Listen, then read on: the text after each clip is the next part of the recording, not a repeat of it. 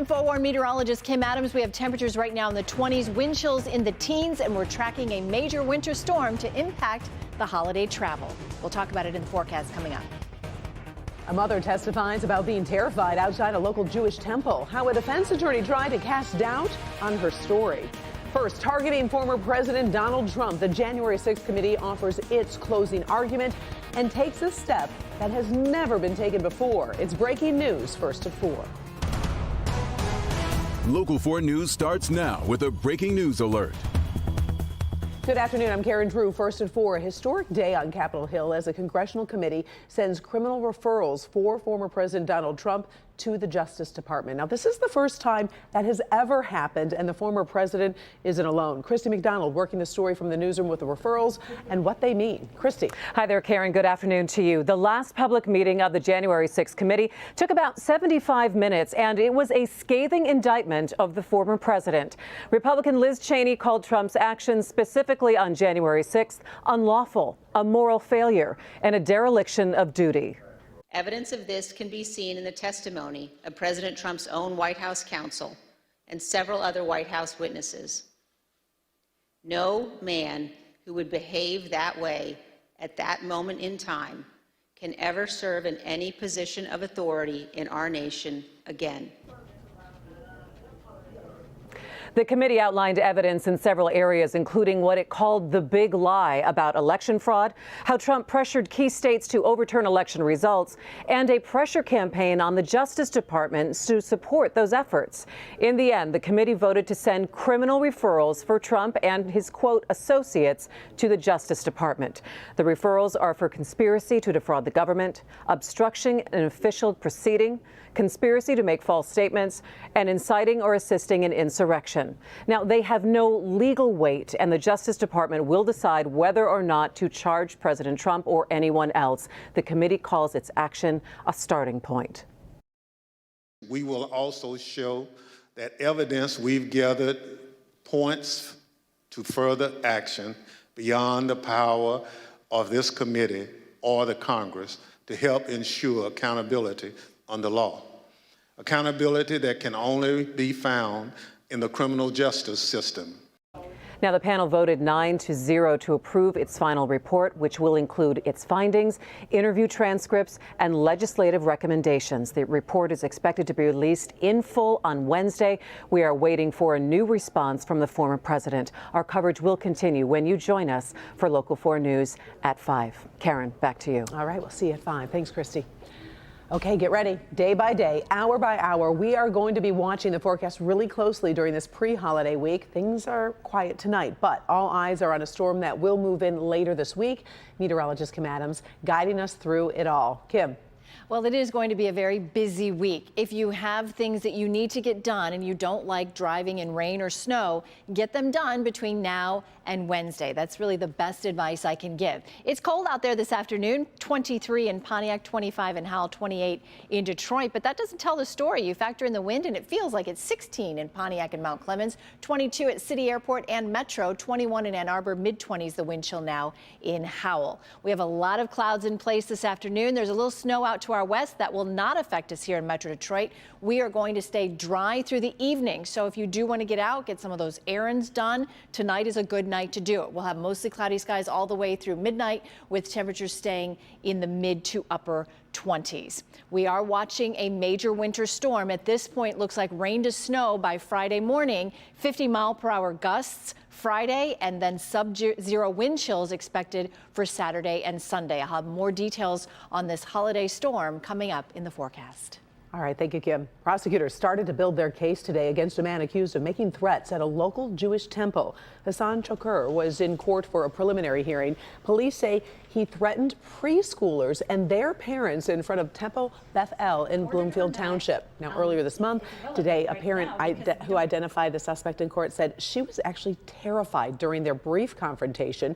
A defense attorney raised questions about whether his client made threats to the people outside the temple or whether he might have been talking about the state of Israel. So you heard it in the sense that he said to you, "You're doomed." Correct. He came to a Jewish preschool where parents that are Jewish are dropping off their kids saying these things, so I took it as he was directing that at me. Okay. And you took it in that fashion. Totally understandable. But is it possible that Mr. Shipper said, it is doomed, meaning the state of Israel is doomed, not you are doomed? It's possible. Suspect facing ethnic intimidation charges. The judge will determine if the case moves forward on January 5th. We have more from the courtroom, including video of that incident from the day, and we'll be showing that to you when you join us tonight at 5.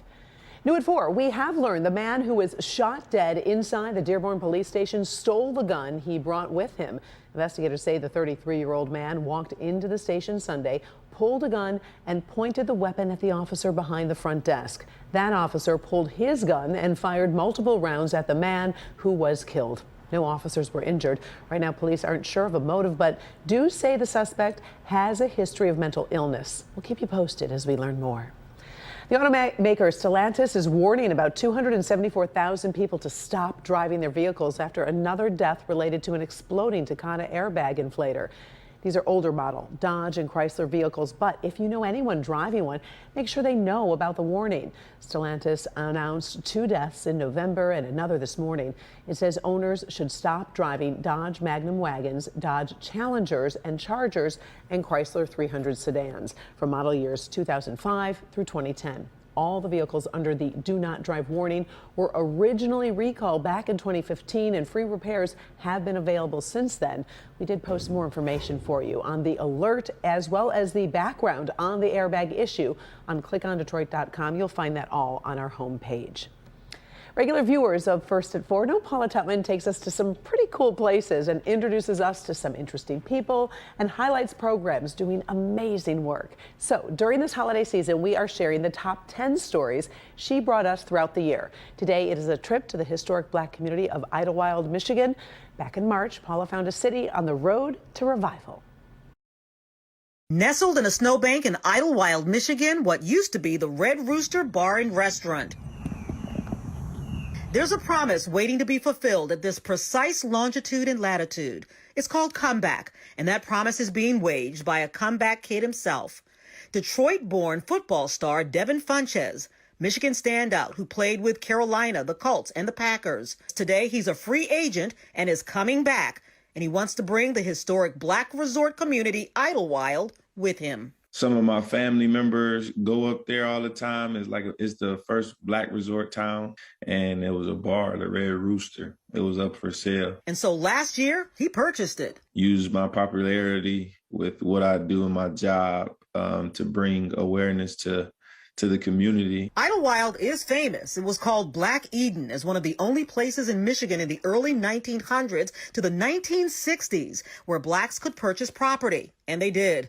It was the hotspot for African Americans, top-tier entertainers with an exciting vibe that largely melted away when legalized discrimination ended. The Red Rooster was kind of like a Cheers type of restaurant bar. Linda D. McClure and Monet McClure-Rab are daughter and granddaughter of the original owners of the Red Rooster, and they fought to keep the restaurant and the history alive during COVID. It got to a point where with a small business, we just couldn't hold on any longer. They shut down only to realize waiting on the sidelines was Devin Funches, who wanted to invest himself and his young daughter into the history of Idlewild. And I wanted to make sure that when we passed the torch, it was going to be to someone that would honor that legacy and invest in that legacy and make it bigger and better.